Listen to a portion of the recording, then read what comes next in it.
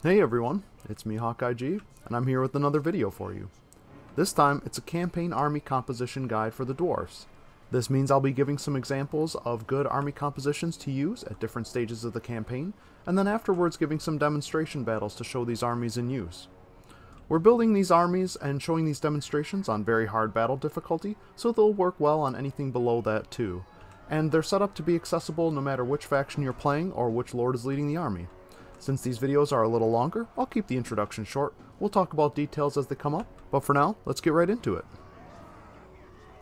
So in order to showcase these armies, I use the skirmish versus AI function, and like I said, we're going to showcase these battles on very hard difficulty, ultra unit scale. The rest of it kind of doesn't matter, but the idea being these should work no matter what difficulty you're playing on and whatever situation you find yourself in. The first thing we'll look at is a basic recommendation for your early game army setup. And I will include a brief demonstration on this army while I'm talking about it, just because I don't think there's as many things to talk about or to show in the battle demonstration. The rest of the demonstrations will come later in the video, after I go through all of the different army compositions I think are available.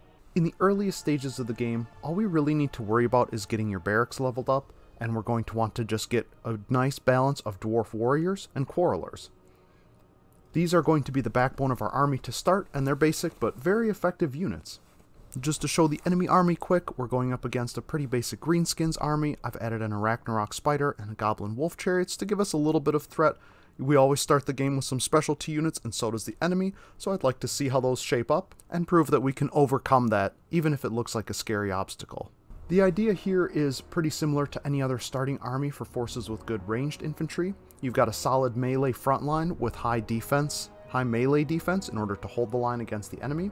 You've got a quality archer type with decent range, good damage, that can fire on the opponent, and this will be your main source of damage.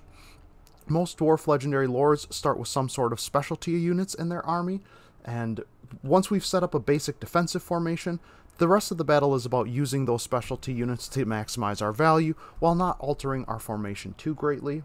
In some cases, we'll get artillery, and that makes it really easy to get the enemy to come to us. We can see they're approaching us here. Otherwise, you might have to take a unit like your gyrocopter or whatever and push out to kind of force the enemy to approach you in certain situations. When it comes to battle, a simple checkerboard formation like this will do, making sure that you have melee units on the front and the flanks, and then making sure that you have your archer units in the core and the center. The main adjustments that I think you would want to make during this kind of combat would be focus firing on high priority targets, and we'll see that in a moment with these quarrelers, and then rotating your dwarf warrior units if they're on the flank. You know, if we're going to see those goblin wolf chariots get in a charge, or even these orc boys get in a charge, we want to try and make sure that these dwarf warriors are facing the correct way, or that we're putting units in position in order to countercharge effectively, just making sure that they're in the right position. You can see here that these quarrelers are now going to shoot at this Arachnarok spider, and that's pretty much all we need to worry about in a battle like this. Perhaps one last piece of advice: if you see a unit that's getting focus fired and is becoming weak, try to pull it away from the fighting early on. In this situation, you know, we should be focus firing down these archers as well. You can see I'm trying to worry about keeping the gyrocopter alive, but still allow it to get some damage. The enemy's really focused on firing that down, but just through some good concentrated target firing onto some of their units, which we're not doing yet, while we deal with the Arachnarok spider. Once that's taken care of, we can focus down some of their units, and you can see our melee units are easily holding the front line here as well. So here in the post game, we're able to see, you know, we took some damage. It says a Pyrrhic victory, probably because of the amount of ammunition we would have had to use in this fight, but we don't take too much damage. We deal a good amount of damage. We try to make use of our specialty units to get a little bit of value, and we do some good focus firing to make sure that their specialty unit gets extremely low value. That's pretty much all you need to know for the early game. Now I want to at least give one alternative composition, or talk about some alternative units that you might want to use in your armies as we progress through this guide. Since this is the early game, we don't have access to a lot of different units, and so I don't think there's a lot of good alternative compositions to play around with. There is an extent to which you might make some changes, depending on who you're playing as. For Grombrindel's campaign specifically, you might want to add additional quarrelers. This is because of the Dark Elf ranged units, which have short range, but have lots of, you know, they have good armor piercing. The idea being you can take advantage of a range advantage, plus the shields that your Quarrelers will have, and you'll be able to overcome their armor-piercing advantage. As Ungrim Iron Fist, you might be bringing a bunch of Slayers instead. It's kind of tough to sell it, but the reality is that they're fairly powerful units, and you would get them at a significantly reduced cost. I think the most extreme case would be if you're playing as Belegar and you choose to bring a bunch of Rangers in. This is kind of a niche strategy, but it's something I at least wanted to acknowledge. And aside from that, the real suggestion I would make for alternatives to your early game composition is just to add a couple of miners with blasting charges. It's a pretty high damage weapon, it's got limited uses, but this is the sort of thing that you can drop on, let's say they had a unit of Orc Biggins, or maybe even some Black Orcs. If they have a strong specialty infantry unit, or maybe if you even get a good position on some of their cavalry or something, the blasting charges have a high enough damage output to help you combat that sort of opponent without having to focus fire it down. Alright, so the next set of army we're going to look at is going to be what I'm calling the early game army composition. That's during the phase of the game, which I'll refer to as the early game. I'd consider this anywhere from the beginning of the game to about turn 40 or 50. Really, I'd say it's once you've got more than one settlement at tier 3, and you have 2 different military buildings built, this is when you should be able to draft armies like this.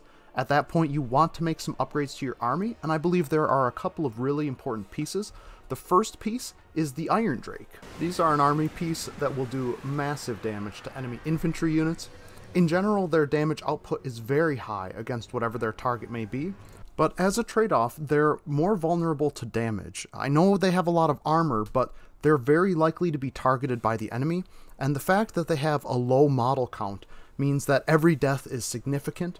They can also do severe friendly fire to your own units if you're not careful about target selection, but they're a piece of the puzzle that will perform way beyond its pay grade, and we'll get to see that in the demonstration.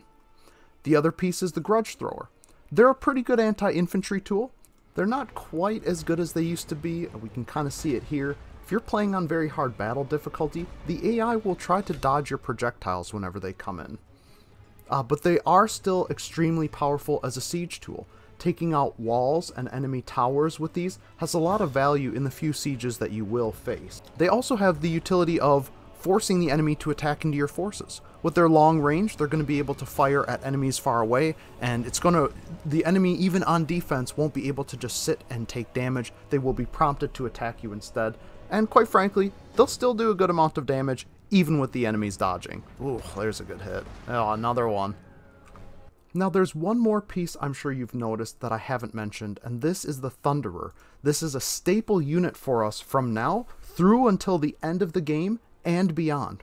It's our first ranged unit with a focus on armor-piercing damage. This is what we will use to focus fire down high-priority enemy targets, especially anything classified as large. Single-entity monsters and chariots are 2 good examples of enemy units which come to mind. Single-entity monsters, many of which have high armor and are going to be easy to shoot at, are a great example. Chariots are another one where they're fast-moving, but your fast-moving projectiles will be easier to track them. Monstrous infantry and cavalry can also be good options for the same reasons as well. They can also even do great damage to lords if you catch the lord out in the open.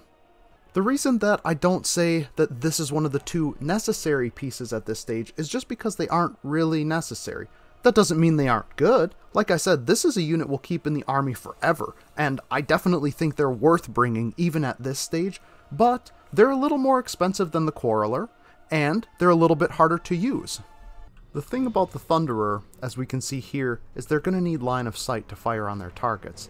Now, here they're not having too much problem. They're still able to kind of, slightly arc their shots. There's a little bit of drop, but compared to the arc of the Quarreler bullets, we can see Quarrelers have a much easier time firing over our lines, and once these get engaged in actual combat, the Thunderers won't be able to shoot them as easily. They're going to have to be positioned well, you're going to need gaps in between your line. Those problems don't really exist when you're dealing with the quarrelers. So that's what I mean when I say they're a little bit harder to use. They're also a little bit more expensive than the Quarreler, and at this stage, I think it's more important to spend that sort of money on Iron Drakes and Grudge Throwers. Those are going to be what makes the biggest difference at this phase of the campaign.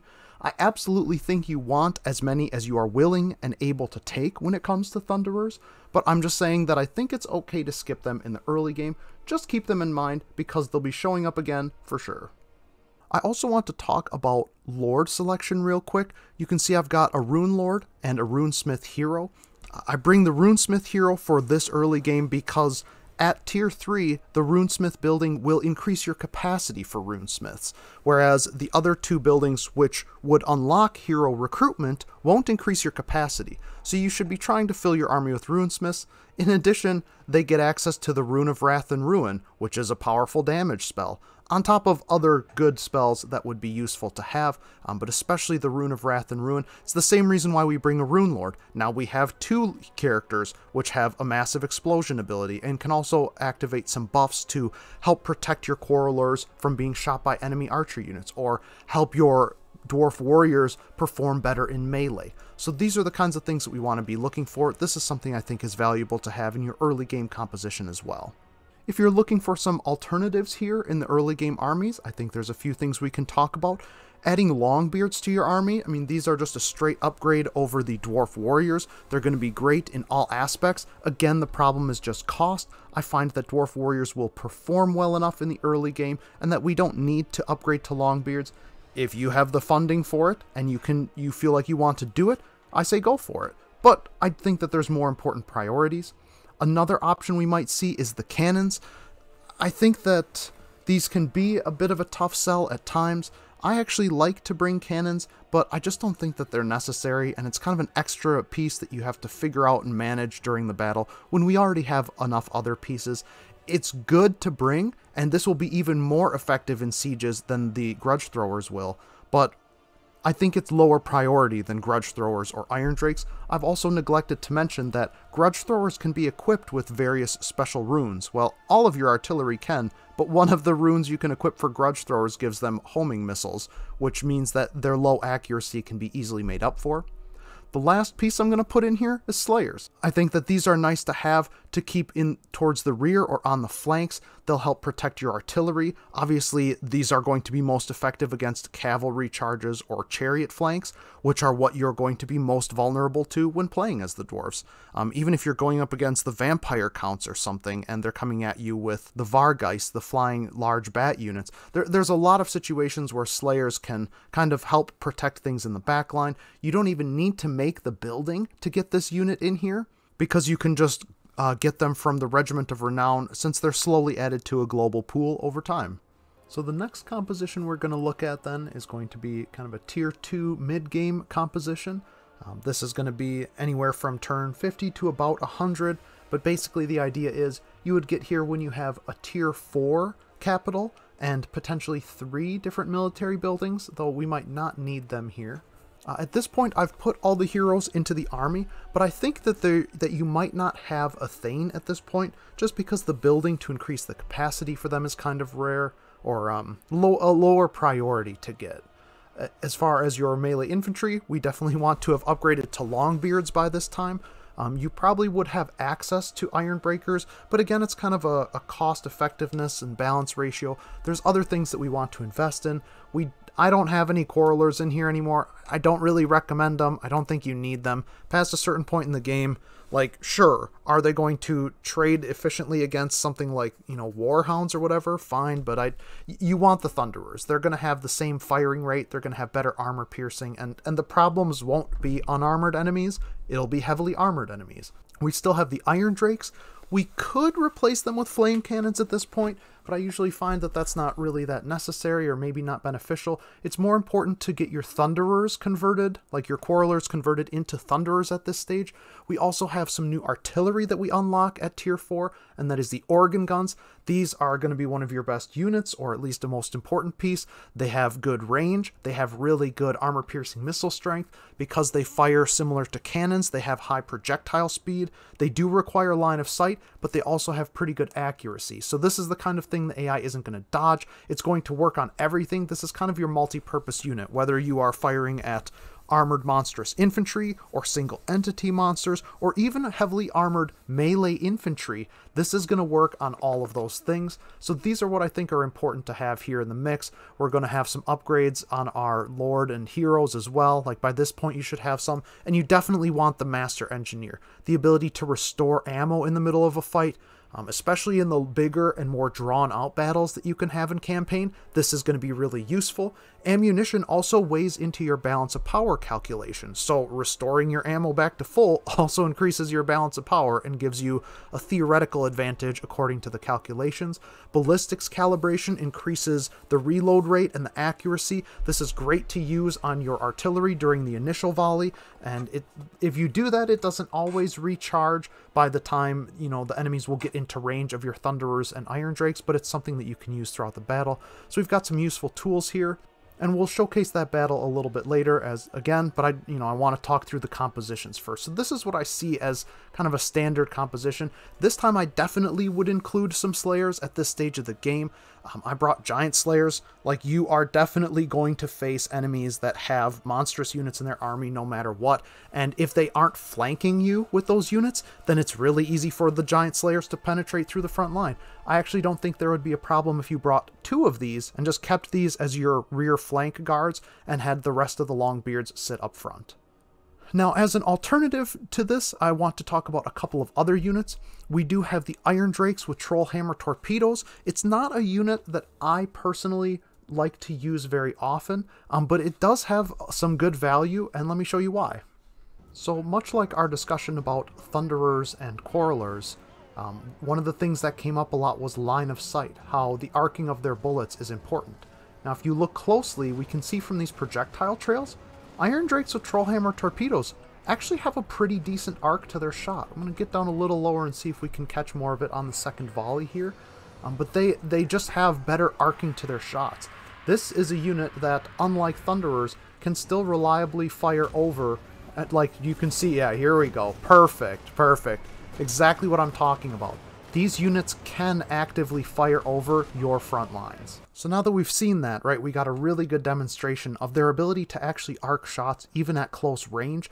They don't have a lot of range, which is one of the downsides, but they do have significant damage output. They've got incredible armor piercing, which I think is the more important factor to consider here, and they have bonus versus large, so they're kind of panned as, oh, this is an anti-large unit, but really they have good armor piercing. Like, you can see it on the screen. The armor piercing stat is very good. That's something that I talked about with Thunderers. So this is definitely a unit that I think is available for consideration. It kind of leans more into the extreme where, you know, between the, like, you've got Iron Drakes with Trollhammer for short range, and then you've got organ guns for long range.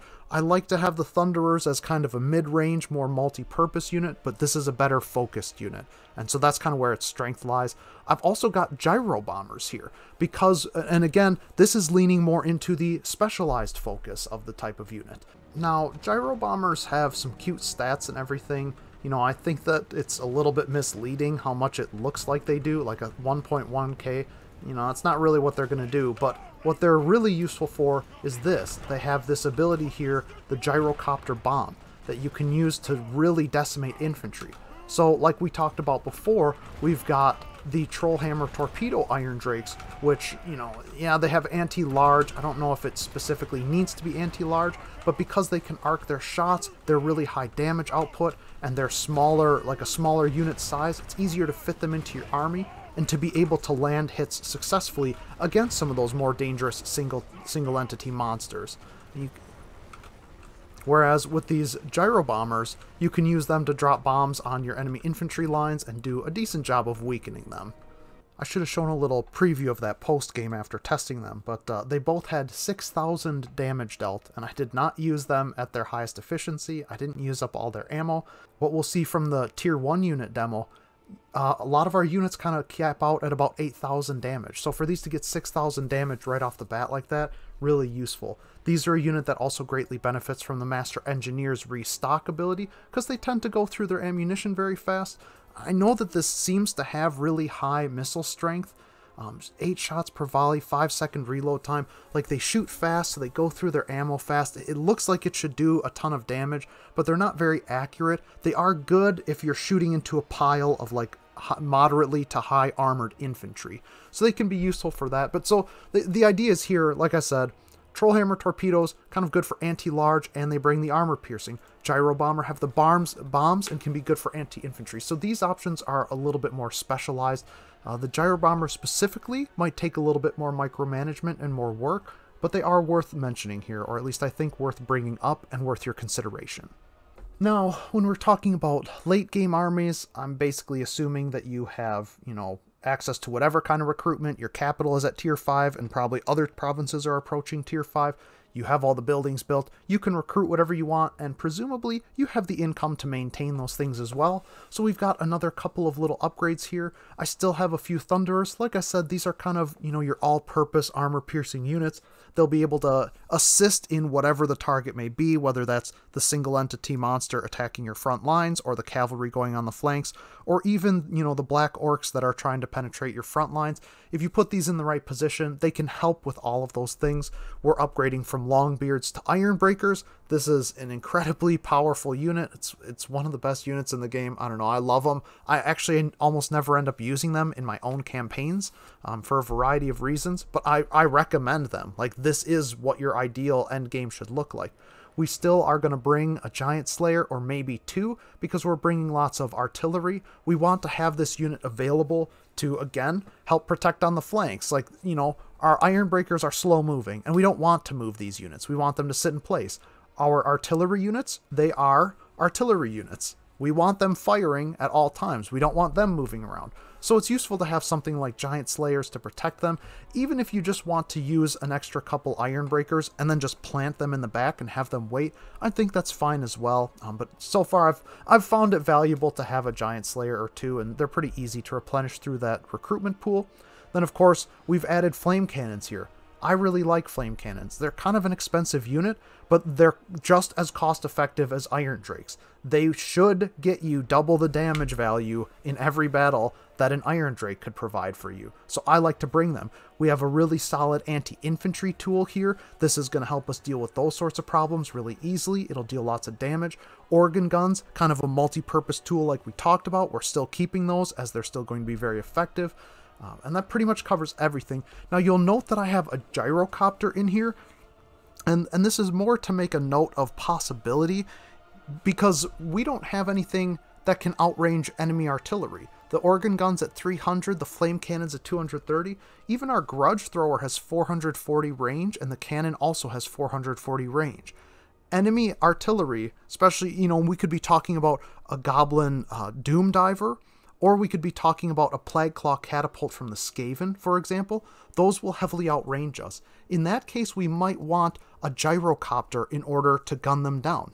Now, the regular gyrocopter will do a good job if you put it behind enemy artillery. It will kill their infantry units pretty quickly and cause the unit to rout. If you bring the Brimstone Gun gyrocopter instead, this is actually better to put kind of on the front or the flank of the unit, as it will do an effective job of killing the artillery pieces itself. And you can bring a gyro bomber, then you can drop bombs on it, but the inaccuracy of the gun can kind of be a problem. I've found that in limited testing that I did, gyrocopters will eliminate enemy artillery the fastest. They will do a good enough job of killing the units quickly that the rest of it will be irrelevant. Those units will be off the field. They'll leave the artillery pieces behind. If you're using a Brimstone Gun gyrocopter, it'll still be almost as effective. It'll be very close, and it'll reduce the artillery numbers as they go. So you'll be taking less damage over time instead of relying on the entire unit to rout. And the gyro bomber has the slowest kill time on enemy artillery in my limited testing, but it has the best utility outside of fighting enemy artillery. So take it for what you will. This is kind of how I envision a late game army. Maybe you want a couple more Thunderers. Maybe you forego the Thunderers and you drop some Trollhammer torpedoes in there. If we go look at my alternative lineup, there isn't a whole lot to say about this. We replaced the flame cannons with gyro bombers for the purpose of dealing damage to, enemy infantry and blobs. Like, once they get blobbed up, especially on your heroes, having a gyro bomber do a strafing run is good. It can give, a slight advantage to a lot of your iron breakers, which they don't really need, but it can still help. And then we've got the troll hammer torpedoes as another alternative. Like I said, kind of leaning into that, the more extremes, where instead of having the kind of balanced thunderers, you've got the troll hammer torpedoes for high damage, short range armor piercing, and then you've got the organ guns for the long range armor piercing. And we still bring a gyrocopter in case the enemy has any artillery. So those are kind of my thoughts on the endgame sort of scenarios that you could drum up as the dwarves. I think maybe there's some, there could be overlap between these two, alternatives that I've offered. Maybe you eliminate the thunderers for the troll hammer torpedoes. It does kind of depend on where you're going to put your skill points into your lord. I've even seen iron drakes be effective at this level. I think that flame cannons outperform them, but overall, the cost to performance ratio seems to be about the same. It's more important that you have some sort of artillery or some other tool like a gyrocopter to engage the enemy and force them to approach you, because as the dwarves, that's ultimately what you want. So now that we've talked about these compositions, I've explained what I think that they ought to be doing in battle. I've explained why I selected the units, why I think that they're useful, and how they work for me. I'm going to do some showcasing of that. If you're not interested in that, I thank you so much for watching. I'm glad you're here. I hope that you've got some better ideas about what units are valuable to use as the dwarves, or kind of how to structure your compositions in this game in order to get some good effectiveness. If you do want to see the demonstrations, so you can get some better ideas of how to use these armies in battle, well, please continue to watch, as we're going to jump back to the tier 1 early game army composition, talk about it very briefly, and then go into a replay and show how that battle goes and progress from there. So now it's time to look at some of the battle demonstrations. That means I'll be taking this army into battle to showcase it up against, kind of a typical enemy army that we might be facing off against around that time. You can see the costs. I want to say they're about equal, but of course they're actually in favor of the enemy. The enemy's going to have a more expensive army than we do, so we'll get to see how that performs. We're set up on ultra unit scale with very hard battle difficulty, and so let's get into the replay and kind of see how it breaks down. So I include these battle replays as a way to demonstrate how I think the army can be used effectively. For people who are struggling to build armies in campaign, if they're making one they're not familiar with, they might not be familiar with how to use it either. So with this setup, we've got our artillery spread out. We've got our thunderers and iron drakes in the front lines. We want their sight lines to be as unobstructed as we can be. There's maybe too big of a gap here in the middle, but we've got these dwarf warriors in reserve that we can move to the front. I like to start with units positioned in the rear just to dissuade the enemy from going around. They've got 3 different chariot units back here, and the worst thing would be if I stop paying attention and they come all the way around and come crashing into the back of our grudge throwers. Now, we can always move those kind of units that are on the flank if we get the opportunity. To start, I'm going to want to focus fire down some of their best infantry units. These 2 orc biggins, I'm going to target one of each of those with my grudge throwers to get onto those. We also see that these snotling pump wagons are taking a pretty obvious wide flank, so we're going to rotate our thunderers and we're going to rotate our dwarf warriors to get into position for that. I really should be considering moving this dwarf warrior up into the middle right now, and that's one of the bigger mistakes that I make during this battle, because we can see this pump wagon isn't even really taking things around on the flank. Now their archers start shooting at us. As a response, I just go and drop the Rune of Wrath and Ruin on them right away. We could save it until their units get more bunched up on our front lines or on our heroes, and that could be an effective strategy as well, but there's a lot of things to focus on in a fight like this, and we'll kind of see that I don't even really get to cover it. I do try to get the Thunderers and Iron Drakes. Even the Iron Drakes are going to do good damage against these Stone Trolls. We want to push them back as quick as possible. I'm trying to use my two characters to hold things in place to keep the enemy at bay. Here's what I was saying about this Dwarf Warrior should have come right up the middle. It's not doing anything on the side. This Pump Wagon didn't really even try to flank us that hard. We're sending this Dwarf Warrior around the side because we can see that they're not flanking us here either. Fortunately, the Iron Drakes are capable of massive damage output, and we get an example of it right there where they're going to push the big guns back. We can see that these pump wagons are kind of retreating, even though they're getting somewhat on top of our Thunderers. That means we need to reposition our Thunderers so that they're not obstructed like this one is, or in melee combat like this one. We've got this spare Dwarf Warrior here and here to help them out. We again are kind of not... Again, this Dwarf Warrior is doing nothing. You should be pulling this kind of unit in through to the middle. We also should have much earlier retargeted these Grudge Throwers onto the enemy archer units. Once the enemy front lines get engaged with ours, we don't want to be risking friendly fire on our infantry, and their archer units aren't going to be moving, so they're going to make great targets for our ranged fire. Now I'm going to pause here, take a minute to catch my breath. We probably didn't catch it, or maybe if you were watching closely you could see, but we do want to cast those support spells with our heroes when we can. Whenever you've got things off cooldown, between those 3 different spells, you can more or less cast things on a rotation, and in fact, you can pretty much just cast Rune of Wrath and Ruin, and then a support spell, and then Rune of Wrath and Ruin again. And if we go a little faster here, we can see that at the end of the video. I'm trying to shuffle some of my units around now, get some of these stronger units towards the front, even these Iron Drakes in position to shoot their archers. Our artillery is actually taking a lot of damage from these archers, which is why we should have shot at them sooner. But overall, the battle kind of plays out in our favor. You can see, once we've kind of pushed off these flanks, we can focus more on recombining things into the front and center. We can be able to focus down some of their more important units. And overall, this battle's pretty much over. Here we get to see a little bit of what I was talking about.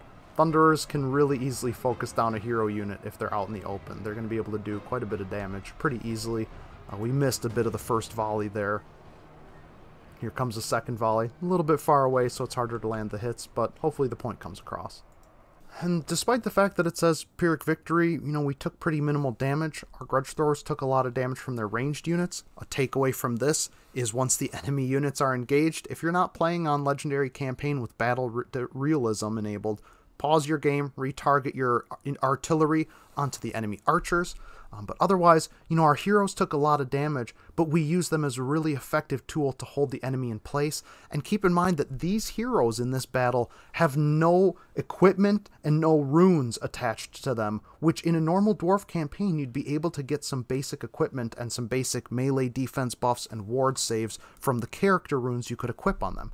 We can also see, like, this is what I was talking about, bringing these units for value. They're going to get pretty similar value to some of these other units, so you might question the Grudge Throwers, why don't I just spam a bunch of Quarrelers? This helps prove my point that Quarrelers are still viable at this stage of the campaign.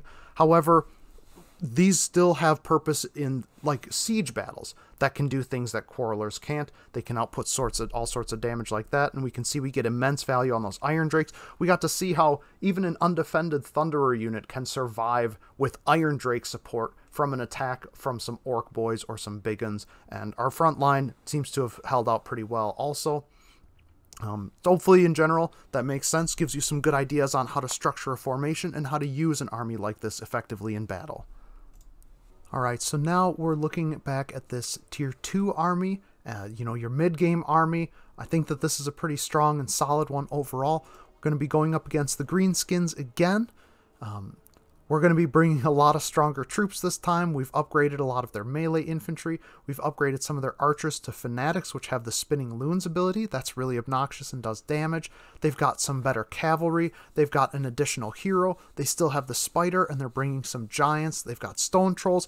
A lot of these things are going to be a threat for us, whether it's breaking through our lines, disrupting our formations, or getting around on the flanks and dealing damage, as well as a bunch of powerful heroes that are going to be hard to eliminate even if we focus them down. Not to mention, there's still an Ragnarok spider. So let's get into the replay and see how our units perform. One other small point I want to make here real quick is that I've actually set this up so that the enemy has technically a more expensive army than we do. I've given them more, high tier troops and more things that they spend their money on. Technically, they're going to have a stronger army to start, a better balance of power. And again, we're playing on very hard battle difficulty. I know I keep bringing that up, but it's to prove a point that for me, this has worked really well. It works on my legendary difficulty, very hard battle campaigns, and I know that these formations can be successful even if we're coming into a disadvantage, both with the difficulty and the cost of the army. Now this time you'll see I've chosen to set up on the hills on this map. Any chance you can get to get a little bit of height elevation advantage is going to help a lot. Units like the organ guns and thunderers, which rely on line of sight, are obviously going to benefit from this a lot. It's going to mean you have to reposition things less often and just overall make it an easier battle for you to participate in. But let's kind of see how things play out here.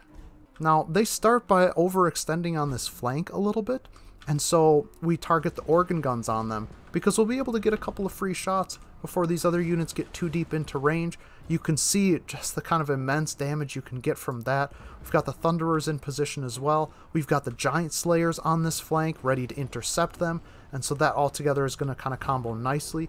Now we can see this other cavalry unit isn't really creeping out too wide on the flank, and so that means we can probably move our infantry unit either through the center to help reinforce or up onto the side. I'm also trying to reposition these Iron Drakes because I can see that their Black Orcs are all on the side here, and what's most important with a unit like this Iron Drake, we want to maximize their value and their damage output. The Black Orcs are their strongest melee infantry unit. It's really important that we focus on those and try to get a bunch of damage on those because those are the biggest threat to our army. So like I said, cavalry unit kind of flanking. We take a couple shots at the stone trolls, but really what we want is to readjust these organ guns onto some of their bigger threats. This Ragnarok Spider, 120 armor. Great, we have armor piercing. We can even target a Thunderer onto them and deal some damage. We obliterate these cavalry, and we have to kind of keep an eye on the Slayers, making sure they don't get too far out from the battle. Here's where we might want to start dropping some abilities with our Runesmith and our Rune Lord, trying to get some damage done. Sometimes I will drop the slowing effect on either a monster like the Spider or maybe one of their Lords if they're on a mount, or drop it even on a cavalry unit. Even though it only affects the one unit, it can really help to slow things down. Here we can see the spinning loons, and we can see the kind of devastating health damage that they did to these Longbeards. I hate that so much. And yeah, with these cavalry units too, keep in mind that they're probably going to return. If they rout and they aren't, they don't have the skull, they're going to come back again, so you can't forget about them. Now, we've dealt some pretty good damage to the one pile of Black Orcs. The other one's in pretty good shape, so we're going to want to reposition that Iron Drake to hit them. We want to try to keep it, but, well, you can see what I really want to prioritize is making sure that my melee units are in position and ready to intercept things. I can see that this flank is a little weak. The Iron Drakes haven't taken some damage. Their Lord pushing through on a chariot. This unit of Longbeards weakened, presumably from the Black Orcs, possibly from some friendly fire. We want to reinforce that flank a little bit. We're actually starting to see the same thing happen here, where this flank is collapsing a bit. We get the Longbeards into position, but you notice some of these bigger targets. This Giant, I'm targeting that down with the organ guns. The Spider, already gone. If you can try to focus fire down whatever is about to be threatening you, even these organ guns and Thunderers onto this Stone Troll, with no defenses here to protect these Thunderers, the Stone Trolls still don't quite make it to us, and we can take them down before they get to us. We've even got the Iron Drakes firing on the Night Goblin Archers now that they've gotten so close, and this battle turns pretty chaotic here. We've had a couple of flanks collapse. That's why I like to bring as many melee infantry as I do. I wish I didn't have to bring so many, but this seems to be how it goes. With their Lord, or really any kind of hero unit that's on a mount, great target for the Slayers, and we can see that in action here. Like, it's just the Giant Slayers that just cut him down to size, and that's really nice to see. Again, this is kind of a tougher army for us to cast good spells on, so this is where some good defensive buffs, you can use the ward save bonus on a unit that, like Thunderers, that's about to get hit by something strong that you would want to survive instead, or use it on your artillery in kind of a panic. Otherwise, using speed and attack boosts on some of these Longbeards. Your Longbeards aren't made for damage, but having that ability is still going to help them out. Again, we've positioned the Iron Drakes here to get a lot of good shots on a lot of these infantry units where they're going to get a ton of value. And from here, it's pretty much just cleaning up. Yeah, you can see, look at that devastating charge. This is why you want to be so careful to not let these flanking units get into the back line. I don't know if I'm getting lazy here or whatever. Well, we're trying to position for it. I'm mostly focused on just making sure I clean this up.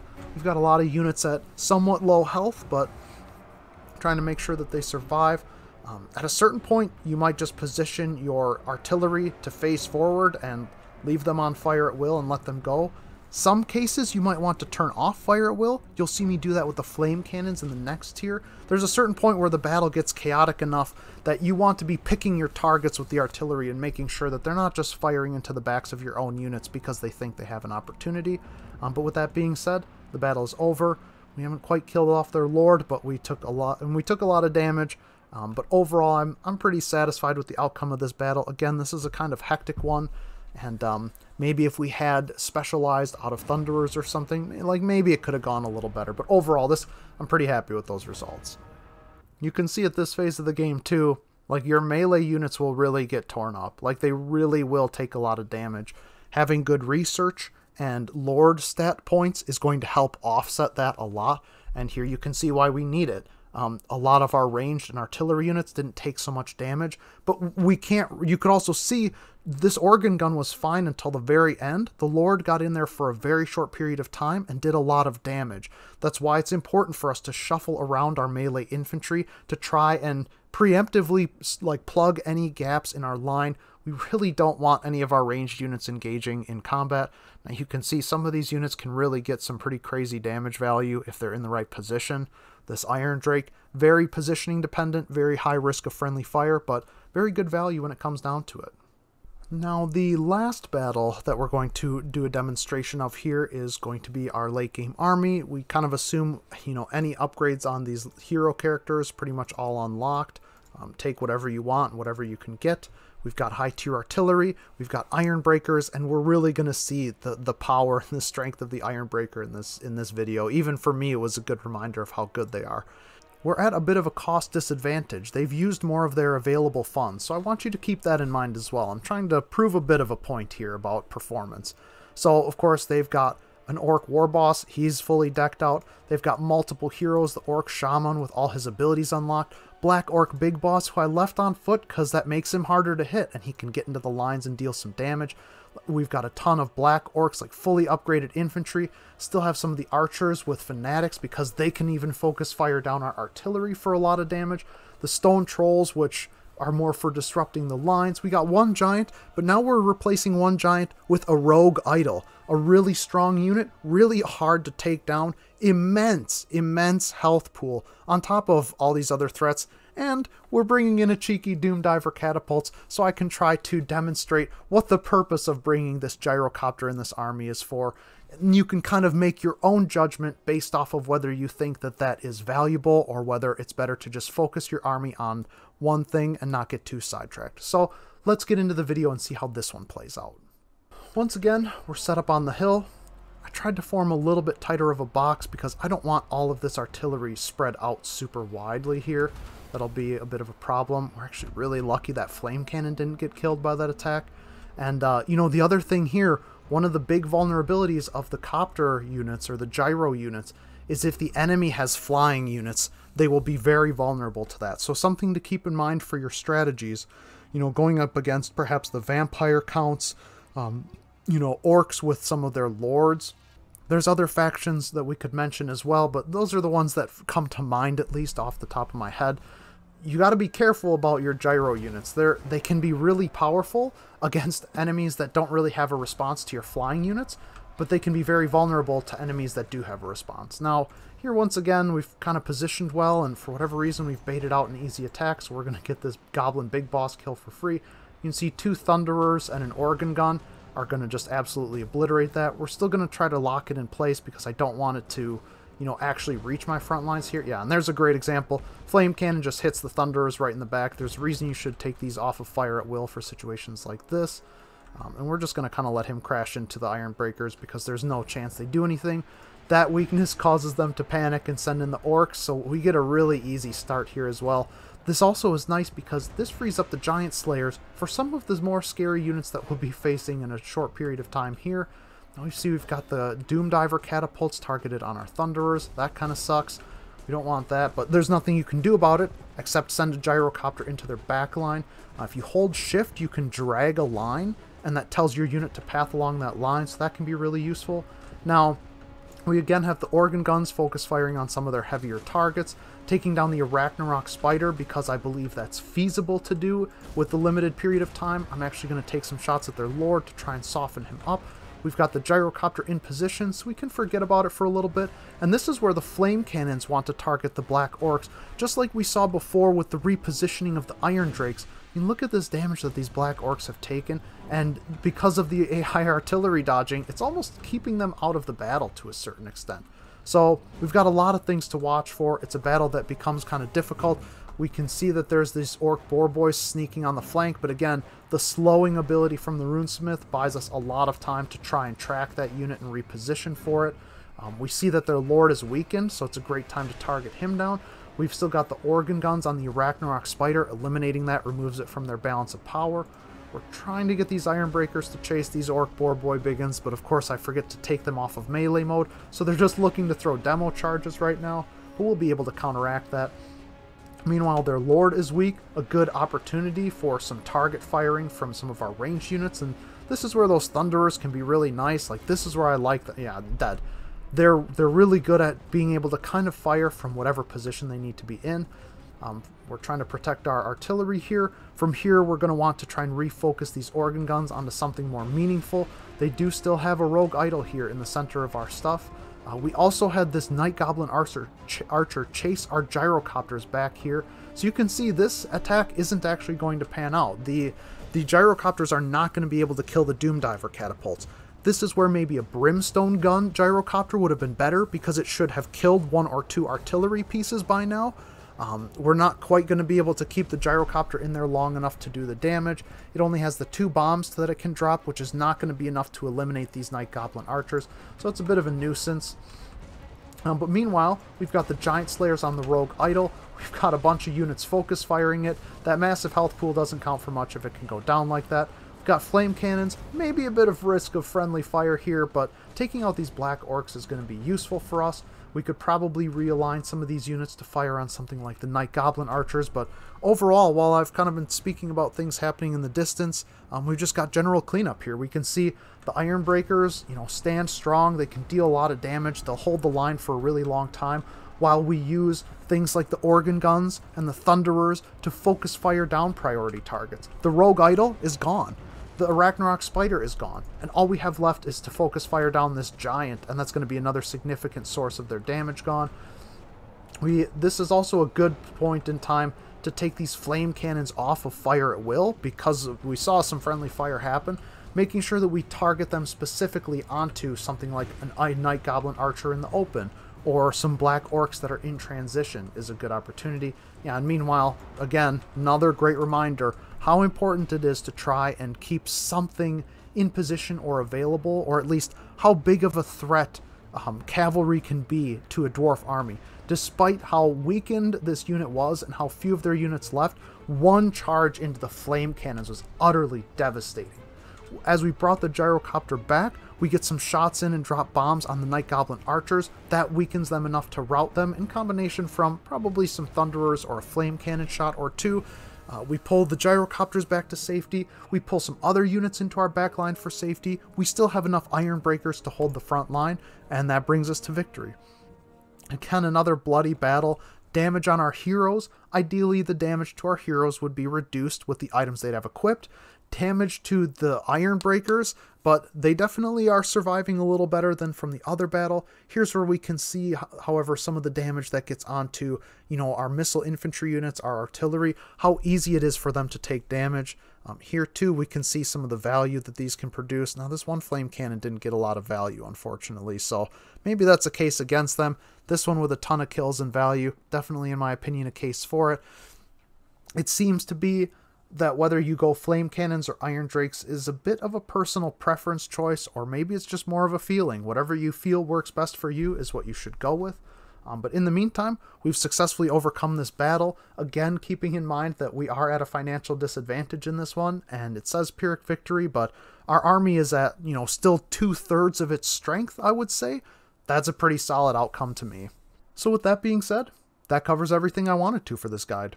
We got a look at some different possible compositions, what I think should be kind of your primary focus for each stage of the campaign, as well as what some alternatives are, or some other units that are at least worth mentioning and considering bringing into the picture. We got to take a look at some battle demonstrations, and You know, you can always go back and rewatch them if you like, or if you have more specific requests for the battle demonstrations, please let me know. I hope that they're helpful to you, at least giving you an idea of how I like to set up my formations, how I like to use my units, and how I like to prioritize the targets that I'm firing at. Those are the kind of things that I have found to be effective whenever I play this game. It's what's worked for me.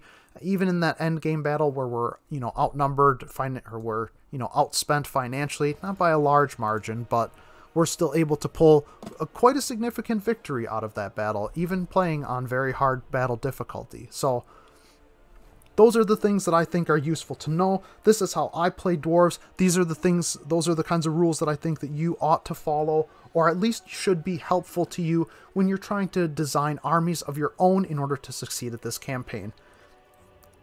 If you did enjoy the video, please remember to like and subscribe, and helps you keep up on future content from me and lets me know what you like.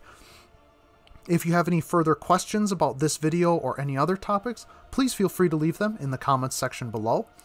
If you have any tips of your own, if you think there's a unit that I've overlooked, or that one of my compositions is terrible, or if you think one of my compositions is great, please give me your feedback in the comments section below, or let us know what your best tips and tricks are. With that being said, thanks for watching, have a great day, and we'll see you on the next one.